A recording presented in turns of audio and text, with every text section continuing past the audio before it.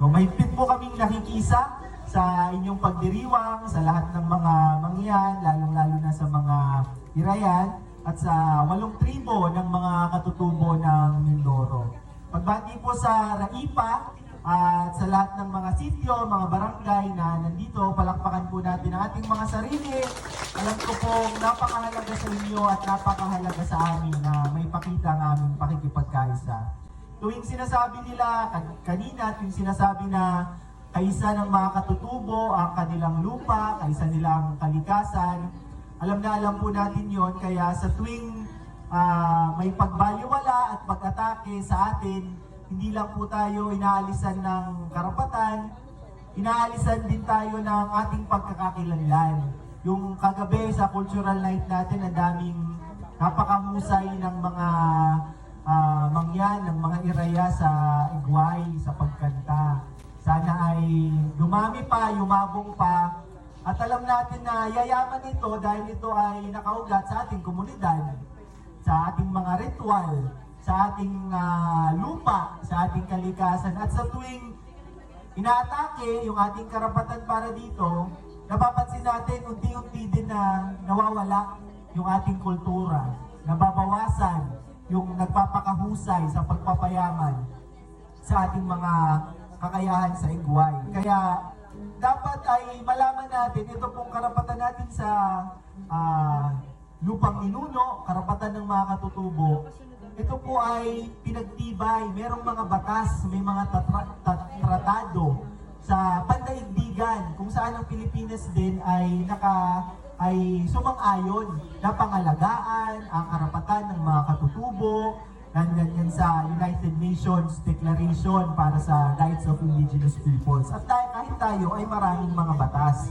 Pero pinaka-importante dito yung ating karapatan na dapat sa lahat ng mga proyekto, sa lahat ng mga gagawin nila sa loob ng ating teritoryo, alam natin bago pa magsimula, at may karapatan tayong pumayag at tumutol. Yun yung binabanggit pa po kanina na free, prior, and informed consent.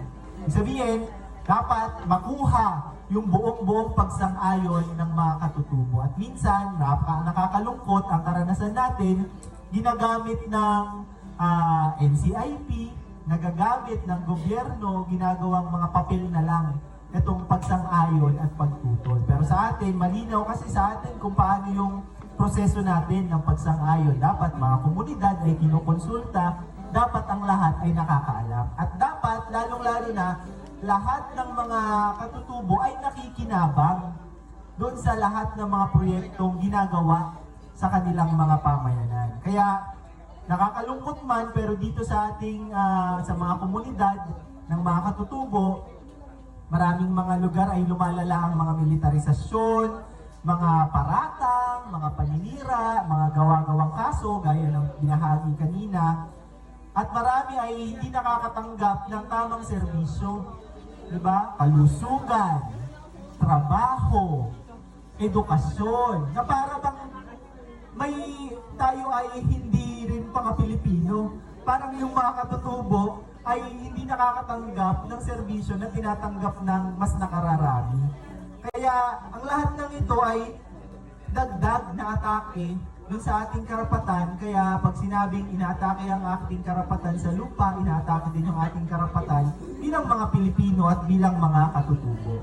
Alam niyo po, sa karanasan ng IPM-SDL, sa pakikiisa sa mga katutubo, yung nangyayari sa mga kapatid nating Iraya, mga mangyan, hindi po ito nalalayo dun sa mga katutubo din sa Chile, sa Latin America ito, kung saan ay nilalabanan nila yung mga laging company na kumakalbo sa kanilang mga puno. Sa Estados Unidos, sa USA, may mga katutubo rin po. At tuloy-tuloy yung laban nila kasi yung mga lupang ninuno nila hinuhukay, ginalagyan ng mga tubo na dadaanan ng mga langis. Inuubos ang langis dun sa kanilang mga komunidad. Pareho din ang mga laban ng mga katutubo sa West Papua, sa Indonesia, kung saan bata-batalyon ang nilalagay sa kanilang, ang lit-lit ng kanilang teritoryo, pero napakarami batalyon ang militar para pigilan lahat ng mga tumitindig, lumalaban, gustong ipaglaban ang kanilang karapatan sa sariling pagpapasya bilang mga katutubo. Ganun din sa Africa, yung mga katutubong Ogiek, ayaw din nila dun sa ecotourism kasi yung kanilang mga kagubatan, ang gusto ay para mapangalagaan daw ang kagubatan, paalisin lahat ng katutubo. Kailangan walang nakatira dyan. Na mali kasi kaya nga yun nabubuhay kasi nandyan yung mga katutubo. Ganun din yung mga katutubo natin sa Myanmar kung saan may junta ngayon, sila ay nagkakaisa, lumalaban, nagtayo ng sarili nilang gobyerno. May sariling pamamahala na kumikilala sa karapatan ng mga katutubo, yung mga katutubong Karen. Ibig sabihin, hindi tayo nag-iisa dito sa ating mga kinakaharap at hindi tayo nag-iisa dito sa ating laban. Na kailangan natin mula ngayon, magkakaibang ang lahi, magkakaibang lugar, pero iisa ang mga hiling, lupa, kabuhayan, sariling pagpapasya, kultura, at kalayaan sa pang-aapi. Yung kasaysayan po ng mga katutubo ay kasaysayan ng katapangan. Na totoo lang, di ba? Bago pa dumating yung mga mananakop, bago pa nagkaroon ng mga gobyerno, ng mga nasyon, ng mga batas, nandito na yung mga katutubo para labanan ang lahat ng mga gustong manakop, lahat ng mga mang-api sa kanila. Kaya may mga kailangan tayong buhayin, palakpakan natin yung ating karanasan, palakpakan natin lahat ng ating mga bayani, lahat ng ating mga martir, mga nagbibigay sa atin ng inspirasyon. Ang hamon sa atin ngayon, sa mga katutubo at sa mga sumusuporta sa mga katutubo, meron po tayong kailangang pag-alabin na tapang. Meron tayong kailangang buuin at palawakin pa ng mga pagkakaisa. At kailangan pa nating itaas at patatagin, palakasin yung ating mga kakayahan, yung ating mga kapabilidad. At sa harap ng mga nararanasan nating problema, krisis, hamon, itong mga apoy na ito, pag napagtagumpayan natin ito, alam natin, dito, mas magniningning, mas makakamit natin at mas masarap yung tagumpay ng ating pagkakaisa.